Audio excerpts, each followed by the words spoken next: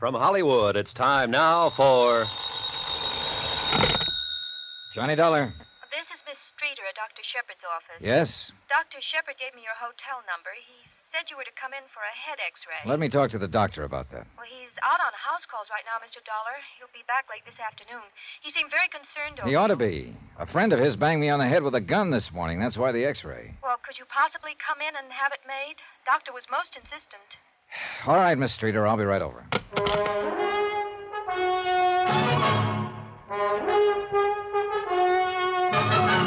Tonight and every weekday night, Bob Bailey in the transcribed adventures of the man with the action-packed expense account, America's fabulous freelance insurance investigator. Yours truly, Johnny Dollar.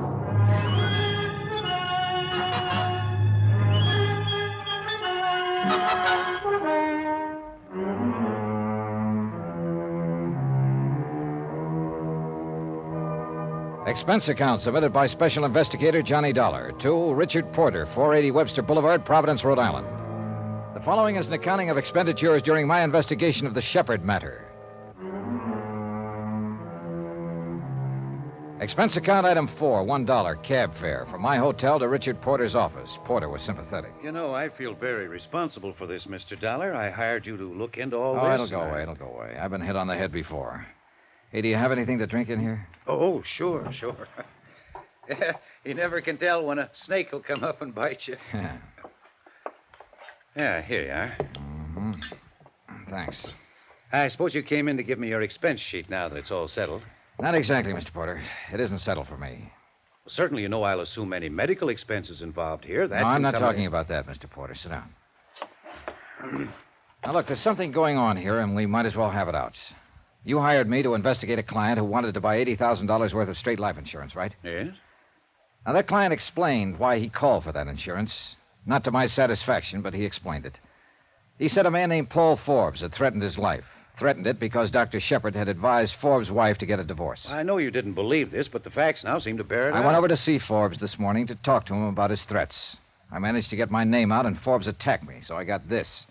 Then Forbes ran out. Mrs. Forbes and a servant in the house gave me first aid. All the time they were doing it, they were apologizing for Forbes and his violence. Finally, Dr. Shepard came in, called the police, and told them to pick up Forbes. And the police will pick him up if they haven't already, and Dr. Shepard will prefer charges. And that won't be that, Mr. Porter. Not as far as I'm concerned. Dr. Shepard's story is still leaky. I'm sorry, but I think it has more credence than ever in view of what's happened. You told me yourself his wife and the servant admitted Forbes had threatened Dr. Shepard's life. Oh, I believe that part. But Shepard lies so much you can get to believing him. What lies, for heaven's sake? Oh, for one thing, his reason for not calling the police right away. I mean about how delicate Mrs. Forbes' condition was. She looked pretty healthy to me this morning. Another thing, he described Forbes as a man with homicidal tendencies. Now, Dr. Shepard's supposed to be an expert on behavior. And he thought that if I talked to Forbes, I might settle the matter peaceably. But Forbes attacked me as soon as I told him my name. I didn't get a chance to talk. Well, Dr. Shepard has no control He over... felt pretty sure I could talk to Forbes. If you don't like that, let me go on. What reason did Forbes have to hit me? He didn't know me from a load of coal.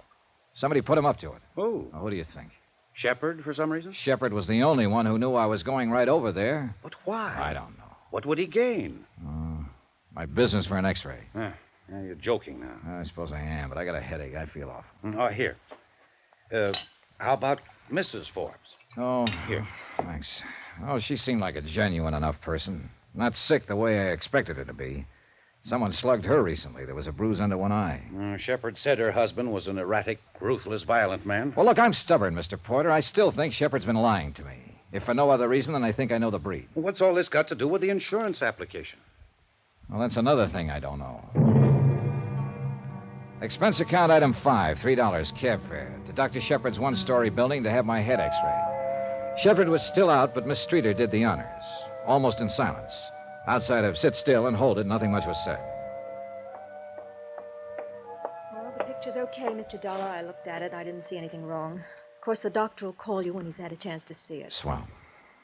You must have got quite a blow. That's a nasty bruise you have. Oh, it's pretty good, all right. He swung his gun hard.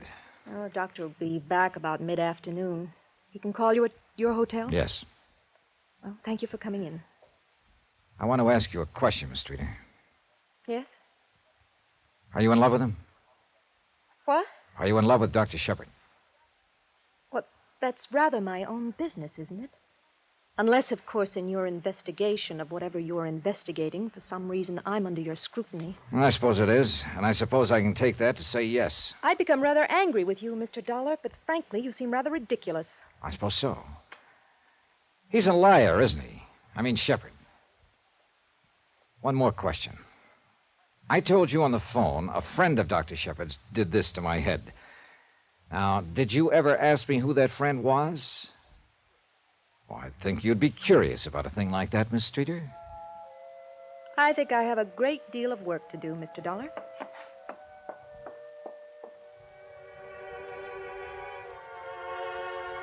Expense account item 6, another $3, some more cab fare.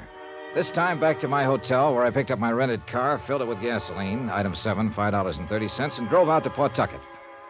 At the home of Mrs. Clara Shepard, I explained my name and business to an elderly man who answered the door. He asked me to wait a moment, then returned and said Mrs. Shepard would see me.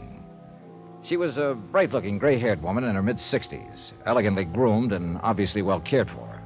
We went through the politenesses, then got down to business. My son applied for $80,000 worth of life insurance and named me beneficiary. That's about it. I wonder what he's up to. So do we. You mean so do I. You don't trust anyone, do you, Mr. Dollar? He said his life had been threatened.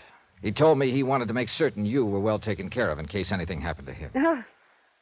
He was lying, wasn't he? I haven't seen him, talked to him, even had a Christmas card from him in 3 years. Maybe he does worry about his poor old mother now and then. I'm flattered. What you're saying about him isn't very flattering. Oh, I don't think Charles ever thought much of me as a mother. Still doesn't, I'm sorry to admit. But then I don't think too much of him as a son. So there we are. Is it too early for a cocktail, Mr. Dollar? How do you explain him already having a $20,000 policy on himself and wanting to kick it up to $100,000? You the beneficiary. No explanation. That's why I suggested a cocktail. To my friends here, Charles is a successful doctor in Providence who calls me faithfully every day, sends me gifts, and is always assured that I am well and happy and occupied in my old age. I guess I like you, Mr. Dollar, perhaps because, with all your gruffness, you might be nice to your mother. No, Charles and I aren't close. Never have been. I can tell you this. I don't need his closeness, at least not in a financial way. If Charles were to die and I received $100,000, it would mean a rather difficult tax problem. If he were to die, part of me would die too. I'd like you to have just one martini with me. And then you may go, Mr. Dollar. I had the one martini with the tall, stately woman who struggled against tears. It was an old struggle with her, increasingly difficult, I guessed, as the years kept on. We talked no more of her son, or the insurance, or the threat on his life. I left there about 4 o'clock in the afternoon. I drove back over to Providence and got to Dr. Shepard's office about 5:45. A broad-shouldered man in a tweed suit was in the reception room. He got to his feet when I walked in. Dr. Shepard? No. Don't I know you? I was thinking the same. Wait a minute. Yeah, your name is Dollar. You're an insurance investigator. Yeah, you're Phil Phil Crosby, Yeah. Providence Police. Well, I met you in New Hartford once. Oh, I didn't know you were down here. Hey, you must be the one. This Dr. Shepard called downtown about a threat in his life and said an insurance investigator had been slugged trying to help him out of it. Yeah, that's right. Well, where is he? I don't know. I rang that buzzer. There's no one around at all. What's this all about? Well, a man named Paul Forbes threatened the doctor's life. He slugged me. You got a pickup out on him yet? No, not yet. Trying to pin the doctor down all day long. Been out on house calls, emergencies, everything else. We have to get his signature on a complaint. I thought that was all taken care of by now. Well, hello. Oh, hello. Hello, Mr. Dollar. Hello, Miss Streeter. This is Phil Crosby from the police department. Police? I'd like to see Dr. Shepard, miss. Is anything the matter? Just want to see him. Well, goodness, he was here 10 minutes ago. He sent me over to the pharmacy to pick up these things. Oh. What? We had an emergency.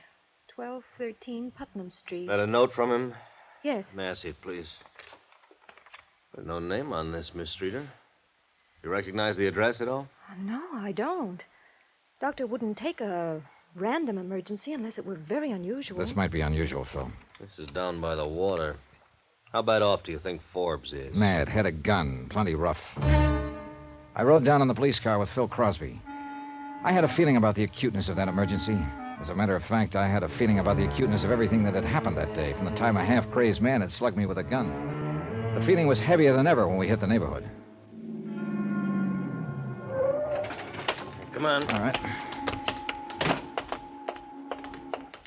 Wait. How what? 1213 Putnam Street. That'd have to be that vacant lot over there. This is 1240 here. The rest belongs to the warehouse. Yeah. Phil. Huh? That car empty and the plates. Yeah. Yeah, that's Dr. Shepard's car. Motor's still warm. Must be around here somewhere looking for the address. That's a dead end there. I better call in for some help. Fog's coming in if he's wandering around here. Yeah. Phil Crosby went off to find a telephone and request help. I stood by Dr. Shepard's car, waiting and listening and smoking. Nothing happened. No one cried out. No guns went off. Then Crosby drove up in the police car. Come on, report's in.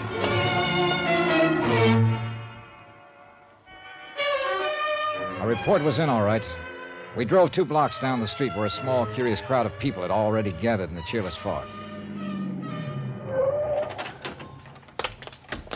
A uniformed man from the Harbor Division was standing over what appeared to be a bundle of clothes lying in a heap. We bent over it, and Phil looked up at me with a question mark. That Shepard, Johnny? Yeah, that's him. Yep. I'd say he's been dead less than half an hour.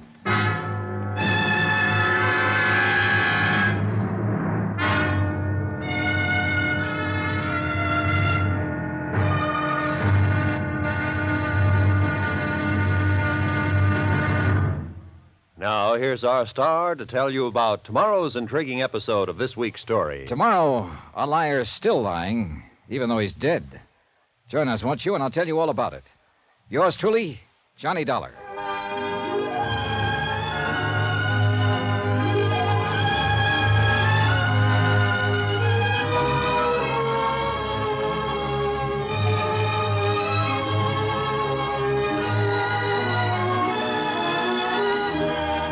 Yours truly, Johnny Dollar, starring Bob Bailey, is transcribed in Hollywood. Written by John Dawson, it is produced and directed by Jack Johnstone. Be sure to join us tomorrow night, same time and station, for the next exciting episode of Yours truly, Johnny Dollar. Roy Rowan speaking.